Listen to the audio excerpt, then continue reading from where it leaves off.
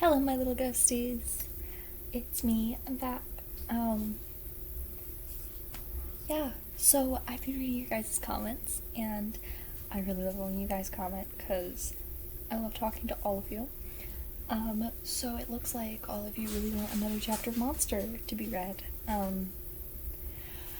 have to be a little bit more quiet because there's people in my house. I hope you guys can hear me all right.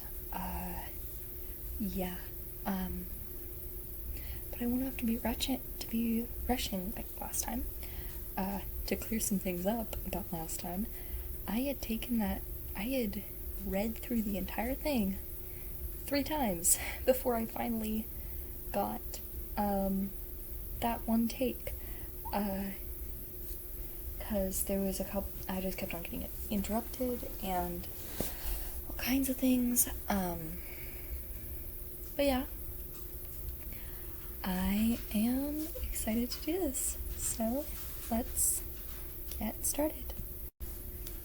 Also, if you guys hear any kind of scratching or such in the background, that is my pets, because I have dogs and cats, and they're still awake and roaming around the house. And that is the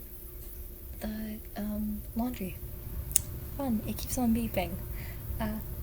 But yeah, so let's get started.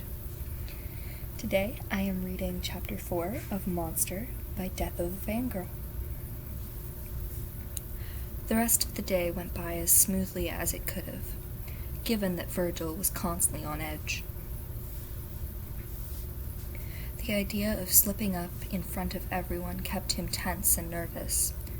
This edge only intensified when it came to the banquet that night.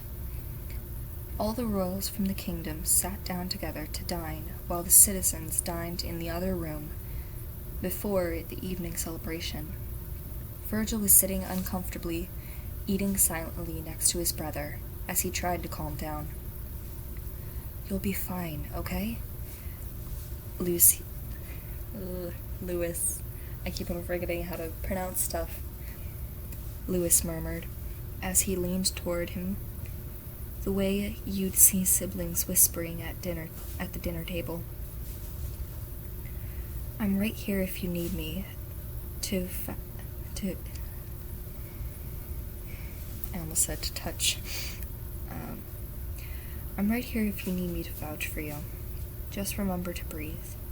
The Dark Prince nodded, giving him a grateful look as they went back to eating. "Your Majesty Patton, you rule alone, correct?" one of the other kings asked, clarifying. Virgil looked over at his father as he laughed hollowly. "Yes, I rule alone," he said, stealing a glance in the direction of one king in particular. "My wife passed away in childbirth when she had Lewis." The table said their condolences before the king who brought up the subject continued. "Do you intend on ruling with another at some point? Or are you simply planning to pass it down to your son and his spouse? Virgil's next in line, correct?" Virgil felt his body go cold as his mouth went dry. Everyone looked in his direction. The attention made him want to run.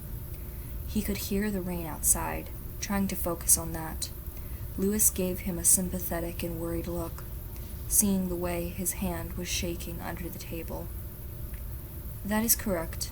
Virgil is my eldest, however nothing is set in stone," Patton replied calmly, internally wishing this obnoxious king hadn't brought up the topic.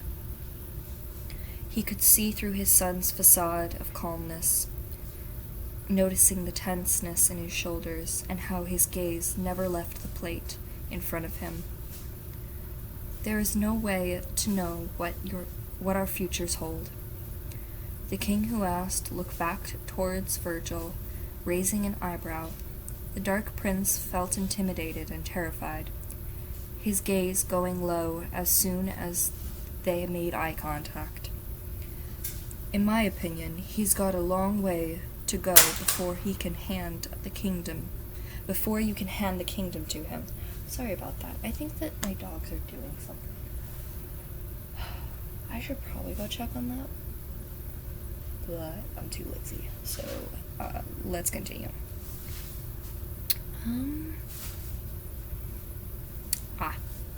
In my opinion, he's got a long way to go before you can hand the kingdom to him, the king said snidely.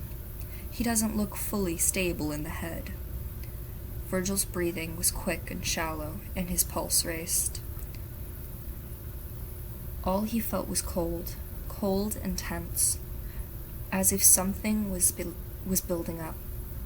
Roman and Louis could see his panic escalating. Both princes helpless to do anything as the king continued. Perhaps my daughter could teach him a thing or two, he said, smiling with confidence and pride. The princess looked unfazed, but Louis caught the concerned look she sent in Virgil's direction. The young prince was extremely observant, making him a little relieved that this princess was more concerned with his brother than she showed in front of their elders. Have you ever considered a marriage union with one of the kingdoms, Your Majesty? While we are allies in trade, we can be even more powerful and wealthy unified. I wish to drop this discussion, King Patton said, voice firm and authoritative. But it was too late. The king had gotten the attention of other rulers with his tentative proposition.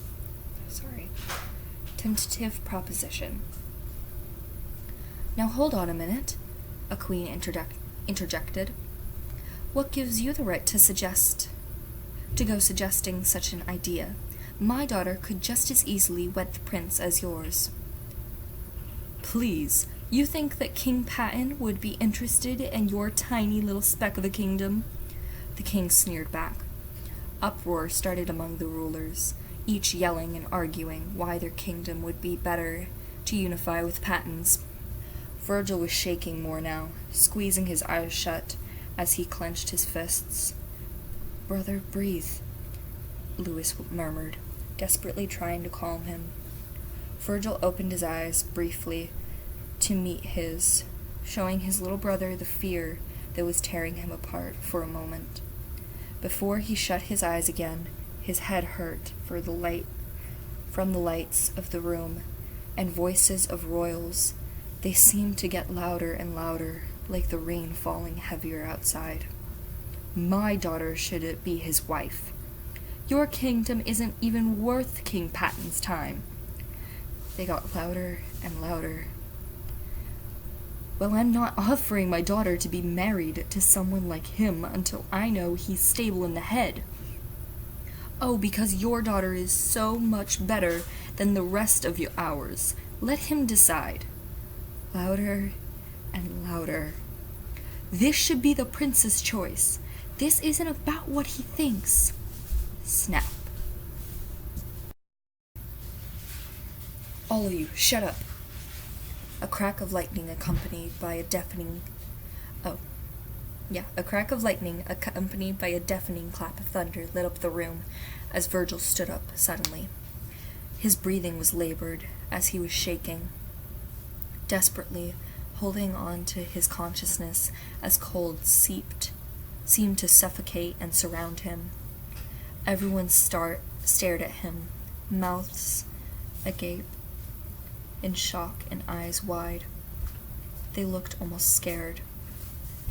I will not sit here and listen to you all discuss my life and future, disrespecting my father, who requested the subject be dropped, he said, clenching his fists at his sides as he kept his gaze hidden by his bangs.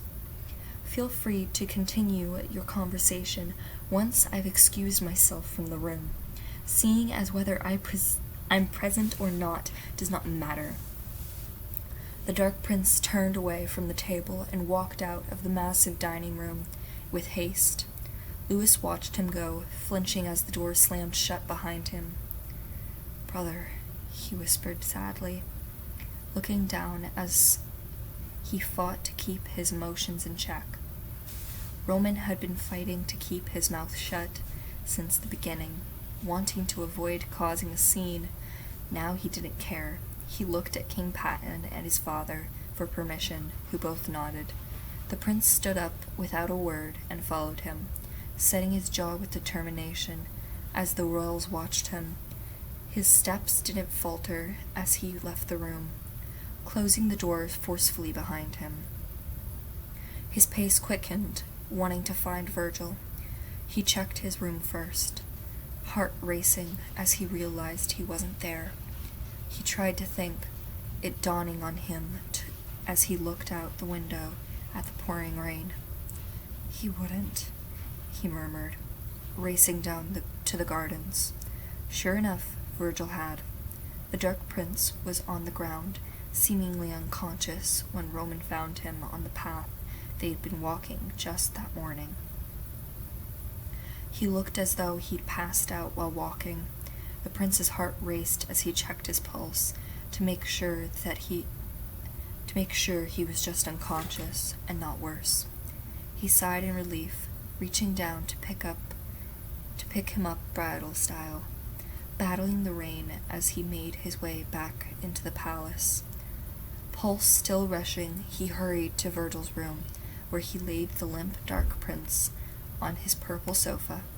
He grabbed towels and dried him down, lit the fireplace with a snap of his fingers, and wrapped him in blankets. But Roman couldn't calm down. Seeing him so pale and in his state made him scared, worried, concerned, upset, and mad. He was so mad at the rulers of the kingdoms. He was gritting his teeth and clenching his fists in an attempt to contain it. Roman? He looked down to see Virgil's eyes open slightly, making him quickly kneel down to his level and take his hand. "Hey, Virg," Roman murmured, offering a sad smile. The Dark Prince started crying once more, breaking the other prince's heart. He sat down on the couch with him, hugging him as he clung to him tightly, sobbing, I know, I've got you." So yeah, that was chapter 4, and yeah, so please leave a like, a comment, and if you're not already following, please do that. But yeah, good night, my beautiful little ghosties.